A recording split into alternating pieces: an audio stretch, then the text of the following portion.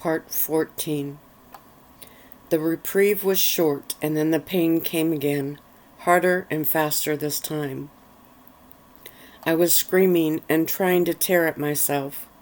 I barely remember being pulled out of the car.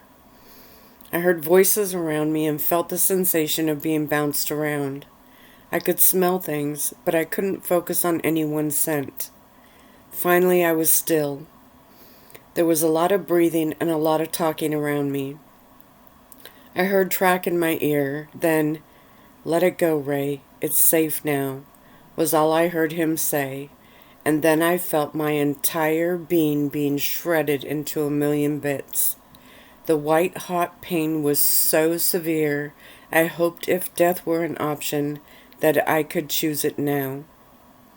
"Get her clothes off now," I heard somebody shout, and I couldn't open my mouth to protest.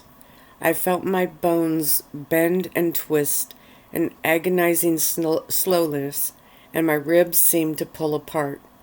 I couldn't hear my screams anymore, and I was begging to die when the pain finally started to slow just a little. I couldn't open my eyes, and my muscles twitched and convulsed around me. My muscles finally eased and went still, my eyes still tightly shut. I heard panting around me and smelled sweat and excitement. I could smell the rug underneath me, also wet with sweat. My chest rose and fell fast, and then it finally found a steady rhythm, and I drew in a slow breath. I was well beyond exhausted, but the thrill of having the pain gone kept me from drifting. Then I heard sounds. They were strange sounds, but also oddly familiar ones. I tightened my eyes and tried to focus on them. Something tickled in the back of my mind, telling me to listen, but I couldn't make out the odd noises. Then I felt hot breath near my ear. This sound was louder. I blinked my eyes and looked up. There was a face close to mine, and that same tickle kept me from being afraid. I knew that face. I inhaled slowly, taking in its scent. My mind cleared a bit more, and I smiled. It was Track. My jaw muscles felt odd, but I lifted my head. He was on his side now, smiling at me. "You did good, babe," he grinned, and this time I could recognize his words. I watched his eyes, so happy to be free of that pain. I lifted my hand and went to touch him. Then I jumped up and looked down. It wasn't a hand. I turned my head and looked back at the black fur-covered body behind me. My mind filled with panic, and I turned and lunged. I slammed head first into a wall and went down, but I jumped back up and shook my head. Then I turned. I was trapped, and there were at least 12 people standing in front of me. I shook my head to try to remember again. He was on his hands and knees. His mouth was moving. I backpedaled until I felt the wall against me. I turned and looked again. What is happening? I thought. Then instinct took over and I crouched. I felt my lips pull back and I lowered myself a little more. Then a growl came from somewhere deep inside of me. Something else moved, and I saw a large golden creature walk between them. Its eyes locked on mine, and something else inside me made me lower my head and my gaze. Then it trotted over to me, and I lowered my head even more. "Don't look up," something cried out in my mind. "Keep your head down." Then I felt teeth on the back of my neck. I heard a whimper come out of me, but there was no pain. My head was pushed down a little more, and I stayed still. Finally, the teeth released, and then the other one nuzzled my neck. I felt an excitement fill me, and I dared a quick glance up.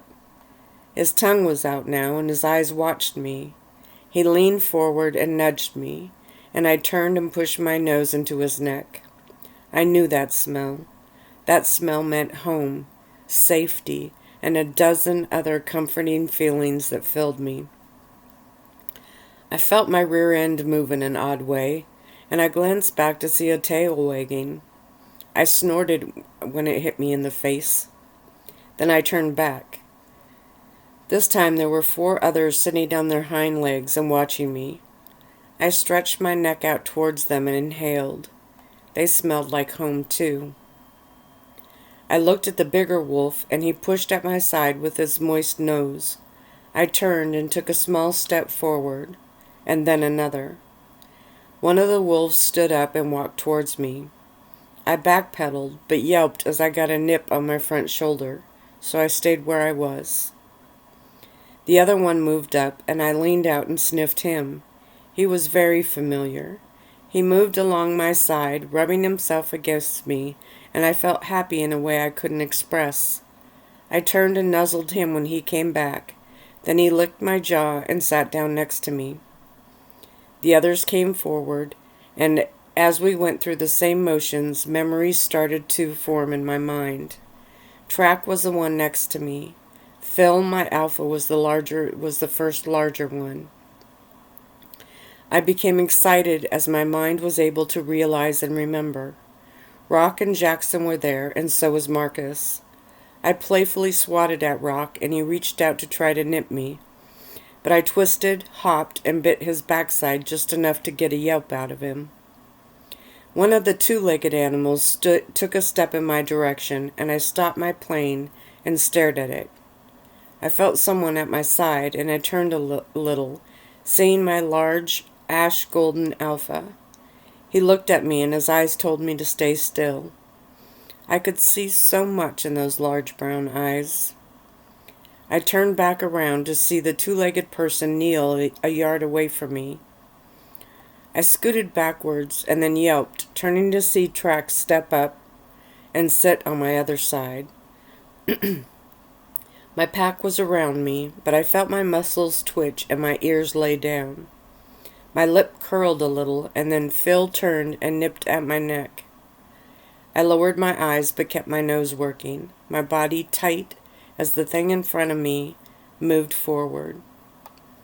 I heard sounds, both in my ears and in my head, and they blended together to make me dizzy. I shook my head hard, slamming my nuzzle into Phil as I did. He let a soft growl out, and I sat, watching the creature in front of me. The sensation from my pack told me not to be afraid, but I flinched when it reached forward. I ducked my head to keep it from touching me, and then I felt Phil's teeth holding my neck still. Track made soft noises next to me, and I sat there shivering as the thing touched me. It ran its hand over my head, Phil finally moving his teeth and body, getting in front of me. The hands moved over my side, my chest rising and falling faster with panic. More sounds, these in my ears, and I made myself focus on them. "Total shift," I heard it say, and I realized I could understand the words. I tilted my head and honed into the sounds it made. "Everything where it should be," it said, its hands still moving over me. Then it lifted my front paw, and my lips curled back. A low sound from Phil, though, and I went still, but my ears stayed down. Another form knelt next to the first, and I cocked my head, sniffing the air. This one had a familiar scent. "Reina, it's me, Jonathan," the voice said.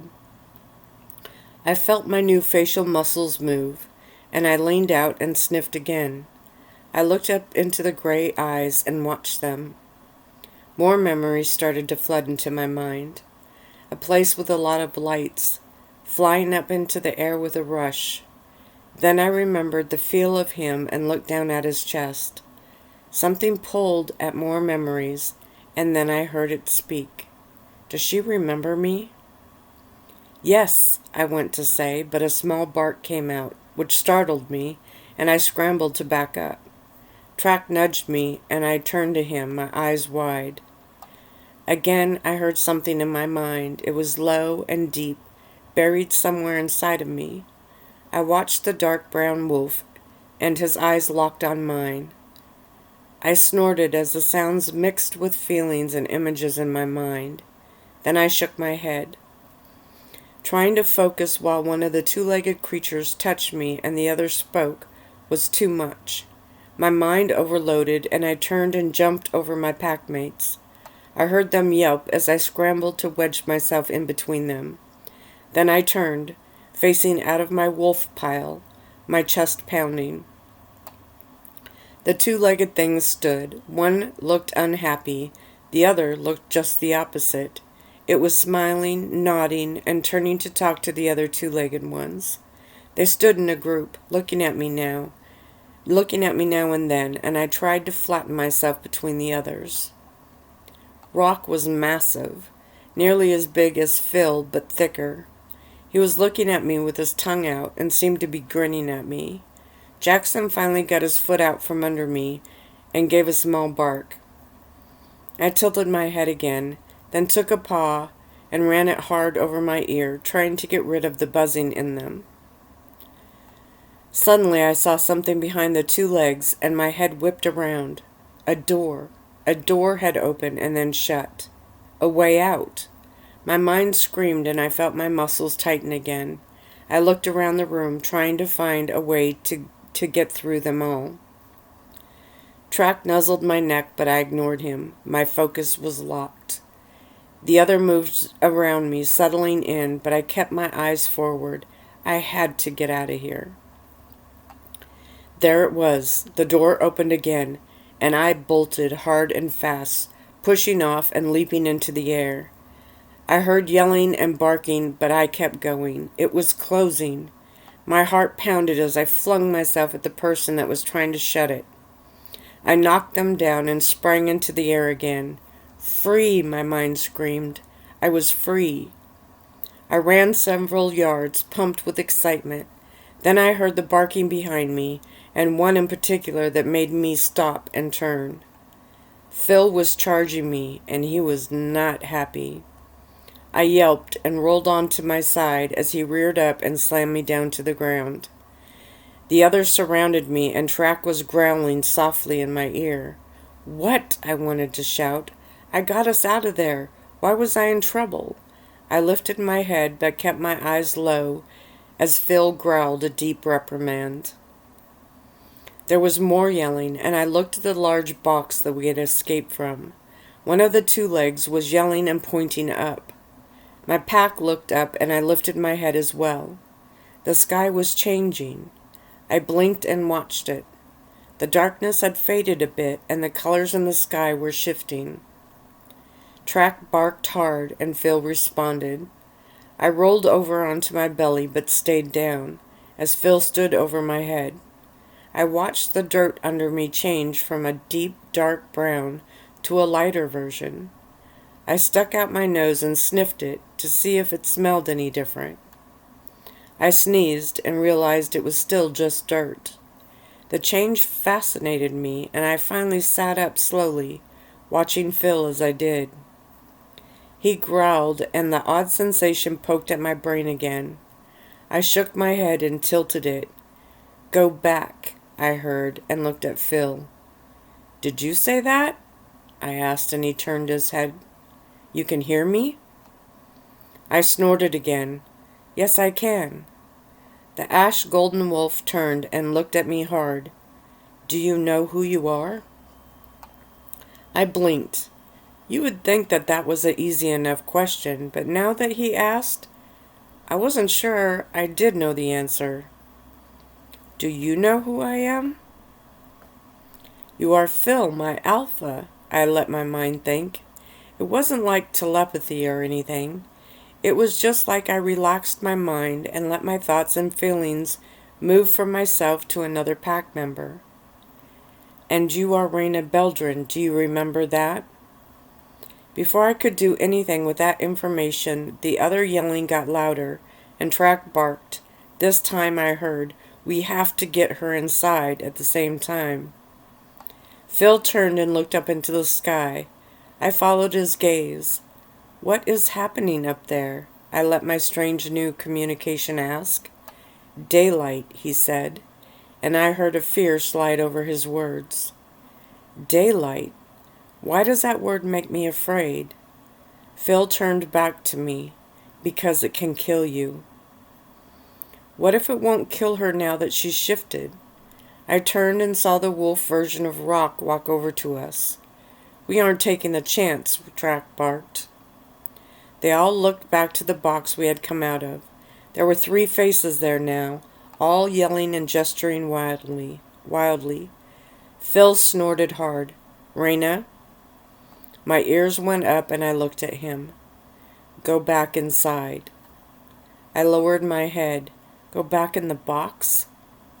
It's not a box, Reina, Phil stated, stealing a glance at the sky. It is a house, a garage, and it is safe for you and the vampires that are stuck here right now. I heard a whimper rattle in my throat. But I don't want to go. Suddenly an odd light swelled around me, like a flower opening. I looked up and blinked hard, unable to stare straight at it. I could hear the people screaming now. 2 had run out and were waving their arms. I looked down and watched the odd light crawl across the dirt near me. I leaned down and sniffed it as it came closer. Track barked and Phil nudged me. I looked up at Phil. You have to go back inside. We will all go with you, he stated. There was that tug. I might not want to go, but I would. He was my alpha. Then I yelped and yanked my paw back quickly. Track shook his head hard as the light started to engulf me. The pain seared through me again. It was different than the pain before, but just as severe. I felt myself being lifted and then jostled as someone ran with me. The pain ebbed quickly, but the shock of it had me stiffened, waiting for the ordeal I had went through not so long back. I was laid on a large blanket and Track was instantly next to me. Phil lowered his muzzle and sniffed my paw. I put it out and he licked it. I yelped. How bad is it? He asked. I nuzzled him. It's okay, just stings a little. I looked down at the slightly singed black fur and then I licked it as well. For some reason that comforted me and I licked it a few more times until one of the people knelt in front of me. Reina, it's me, Jonathan. I looked at his face and then sniffed him. I remembered him now. I was remembering a lot of things. I looked around and realized I was in Track's family garage. I looked back at Jonathan and gave a small bark. Then I turned to Track. How come I can understand him, but he can't understand me? Because you're a werewolf. There was a chuckle in his thoughts and I tilted my head. Jonathan sat down in front of me. His eyes looked so worried and so sad. I sat up and he looked down at my paw. I took a step and flinched just a little, pulling it up off the ground. Another person knelt down next to him. This one I didn't know, so my ears lowered and I shrank back a bit. It's okay. He's one of your doctors. Let him see your paw. Phil's thoughts came. My doctor, I stated and looked the man over again. Okay. There was something oddly familiar about him. The man nodded to me and I stayed where I was, wedged between Phil and Track. He moved forward and knelt. I just want to have a look at that, he stated calmly. I felt my body shiver but remained still. He took my paw and lifted it carefully. When he pushed on it gently, I yelped, and this time Phil's ears went down. The man nodded. She should be fine. The damage is very minimal. He looked at me and smiled. You will never cease to amaze us, will you? He gave a chuckle and Phil's ears went back up. Jonathan looked up at another man and I turned to see Track's father in his non-wolf form. He smiled at me and I felt my tail bang against the floor. I liked him. Can she understand me? Jonathan asked Mr. Bandel. Judging by her reactions and the others, I would say yes, but her mind is probably still trying to connect all the dots. It takes a while the first time. Jonathan nodded. I'm going to stay here with her until her father comes. He stood and turned. I have a closed car coming for the rest of you. I saw a massive man step up. We are her guards. We stay. Michael, I thought, and an excited little bark came out. He turned and winked at me. Don't worry, I'm not going anywhere. I turned and saw the other man. Ander, I thought. He was not smiling, and he was looking at me with an odd expression on his face. Track growled at him and he turned. I will go back to the manor to watch over the others, he added, while Michael shot him a hard stare. Track's dad turned around. They'll stay shifted with her. It will be better for her to have her clique near her. Suddenly there was another odd sound. I tilted my head again and noticed Track and Phil look at me. I heard Rock give what was close to a chuckle behind me. Then the sound came again and I looked down. Is that coming from me? Track grunted next to me. It's your stomach growling, Ray. I think you're hungry. The sound got a bit louder, and I looked under my front legs. Really? Phil turned and looked at the doctor, and the man stood. Well, this will have to be through trial and error. Michael nodded. Her pack is in the car, but the car is out there, he gestured to a wall. Track's dad stepped up. I'll go out through the front and get it. Michael handed him something shiny, and I turned my head to follow David as he went through the door. I turned back as the sound came again, and then I felt something inside of me tighten. It wasn't painful, so to speak, but there was a desire for something that I didn't understand. You need to eat, Track stated, and I turned to him. Oh, okay. David returned quickly and handed my thermos to the doctor. He opened it and then looked at me. I heard Jonathan moan too softly for the other two legs to hear, and I watched him eye my thermos. David handed the doctor a bowl and he poured some of it in. I sniffed the air and took a step forward on my own. The bowl was set on the floor and I sniffed it again. Then I put my nose in it and pulled it back up quickly, sneezing and snorting and spraying the liquid all over those unlucky enough to be close. Phil nudged me and I tried again, leaning slowly towards the bowl. Then I stuck my tongue out and gave it a timid taste. I swallowed and felt the warm liquid move down my throat. Where it went after that I couldn't tell, but I lapped up a little more. It tasted odd, but not in a bad way. A few more licks and I whined and sat down. Now it tasted funny. Temperature cooled off, Jonathan stated. David walked to the door where his wife handed him a plate, and as she came forward I was up on all fours, not caring that my tail was wagging without the slightest bit of self-respect. Whatever was in his hands had my attention. I heard Track whine just a little, and Phil turned and looked at him, silencing him. David knelt down, smiling. You have to take a bite with your teeth, and then chew, he explained. I sniffed the plate and the large slab of red something that was on it. I used my tongue and licked it, my stomach rumbling in response. I licked again, but the object was too large and just laid there. Out of irritation, I swatted it with my paw. The plate clattered, and I jumped back a step. Track edged up, and I watched him walk to the plate. He lowered his muzzle and pulled back his teeth. Then he sunk his teeth into the slab. I felt my mouth water as I watched him. When he lifted his head, it was dangling from his mouth. I stepped back up, sniffing at it. Use your teeth, I heard his thoughts in my mind. I reached out tentatively, pulling my lips back a bit. I opened my mouth, tilted my head, and put my teeth over the object. Now bite down. I closed my teeth and instantly tasted the thing on my tongue. Excited, I pulled hard. Track slid a bit, trying to get traction on the cement floor, but a piece tore off. Now chew, I turned. It was Phil. He mimicked the verb, and I followed his example. I felt the food fall apart as my sharp teeth opened and closed over it.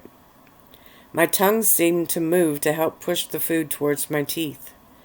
I was getting the hang of it and enjoying it. Then my throat muscles contracted and the food slid down. I growled. It was gone. So I turned to Track and ripped off another piece as he stood there with it hanging out of his mouth. This one was chewed and swallowed quickly. Jonathan stood. "What does this all mean?" he asked the doctor. "She is eating food now, has a heartbeat. Is she no longer a vampire?" The doctor shook his head. "I believe she still is. The sunlight still affected her." "How is that even possible?" "I don't know. All we can do now is watch her and learn as we go." Jonathan growled, and I looked up at him as I finished the last bite, Track chewing the part he had held.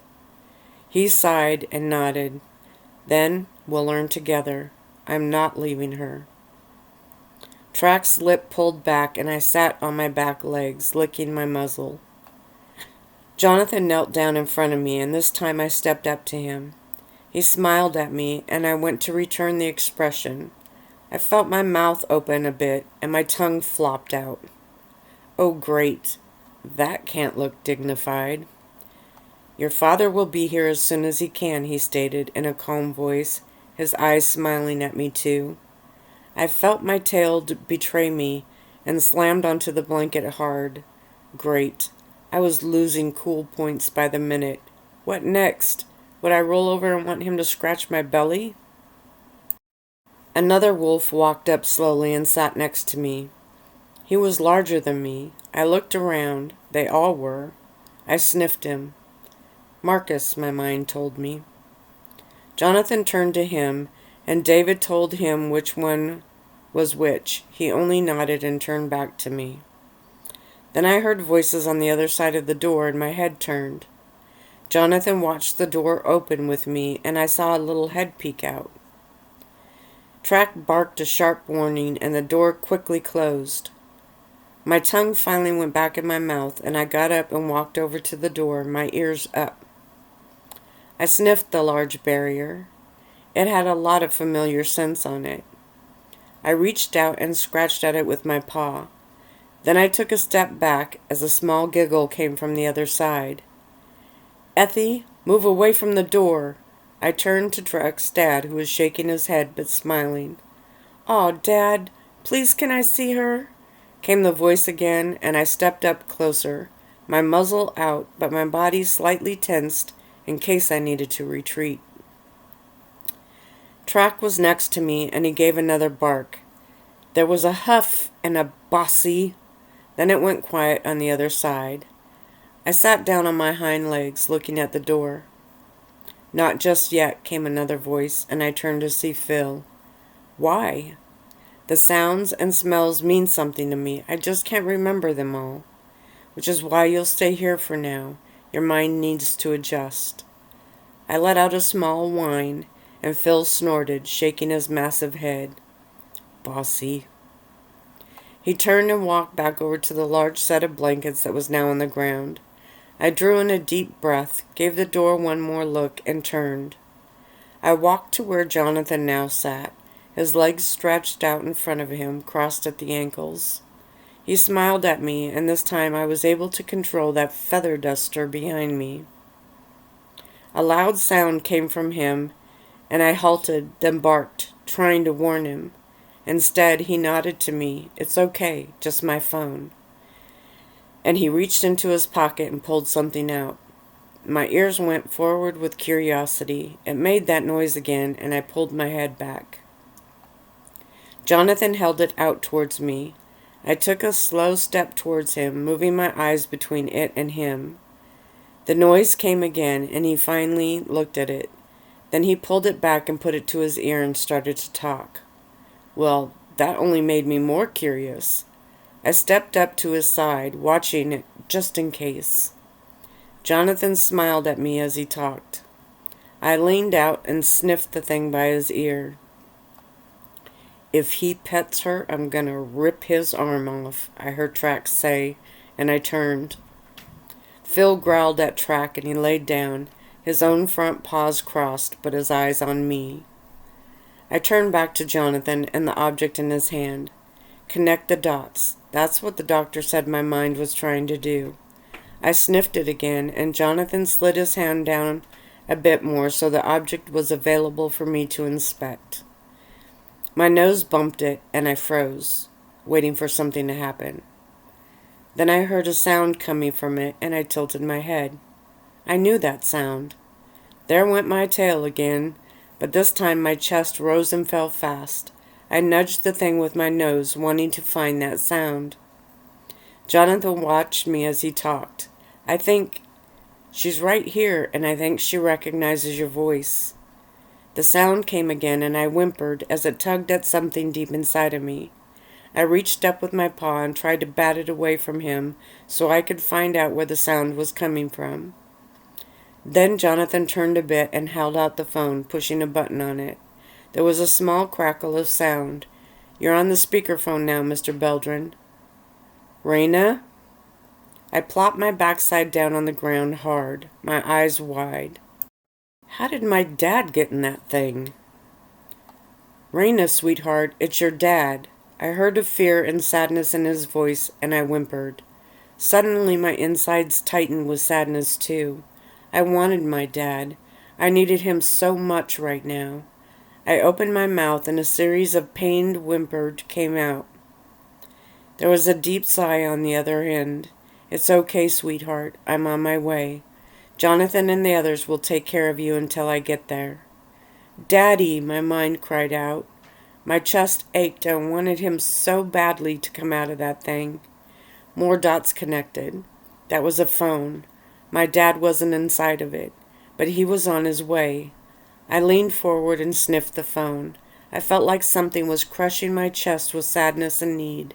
I needed my dad. She's listening, Jonathan put in quickly, watching me. The others in my clique moved up behind me, nudging me and rubbing against me, sensing my sadness. That helped the pain some, but I looked at the phone. Then a loud bark came out, and my father laughed on the other side. Nice, strong bark. That's my girl. Listen, I'm on a private plane. We will be landing there in about 3 hours. Do you hear me, sweetheart? I gave another bark, louder this time. It will take me another hour to get to Polson. You will stay there and listen to the pack and the doctors. Jonathan is in charge of things for now. So, don't bite him, he chuckled again, and I looked up at the face that was holding the phone. Why was he putting him in charge? I turned to see Track, now with his head lifted, but still laying on the blanket. Phil snorted, and Track's head plopped back down on his front paws, but his lip curled just a bit. I turned back. Reina, do you hear me? I want you to listen to them, and Jonathan is in charge of you. I barked again. Yeah, I got it. Like Track, I didn't understand why him, but my dad was everything to me, so I would listen. Okay, sweetheart. Don't cause them any grief, and I will see you as soon as I can. I tilted my head. What did he mean by that? But I gave a whimper, looking at the phone hard. I love you too, sweetheart. Jonathan pushed another button and put the phone back to his ear. Hey, I wasn't done, I thought, and stepped over closer. I put a paw on his leg and leaned my muzzle toward the phone. Jonathan chuckled and turned a bit, putting his hand out to push me away. Track growled again, sitting up this time. I ignored it. I used my muzzle to push his hand, and it worked, but he moved the phone to his other ear, putting a hand on my chest to keep me where I was. I felt his touch, and I looked down at it. It was a very odd sensation. Not bad, but, well, I looked back up just as he pushed the phone into his pocket. I stepped off him and sat down, looking at his pocket. My head turned as I heard another sound, this one from the large wall on the other side. Michael's phone went off, and I looked at it and trotted over to him as he pulled it out and hit a button. I barked, "I'm here, Dad." Michael winked at me and held it to his ear, but then I could tell the sounds coming from it weren't my dad, so I turned around, losing interest. The others were sitting or laying on the blankets, and I barked at them. "How can you just sit there? Let's do something." And that's where I'm going to stop that one.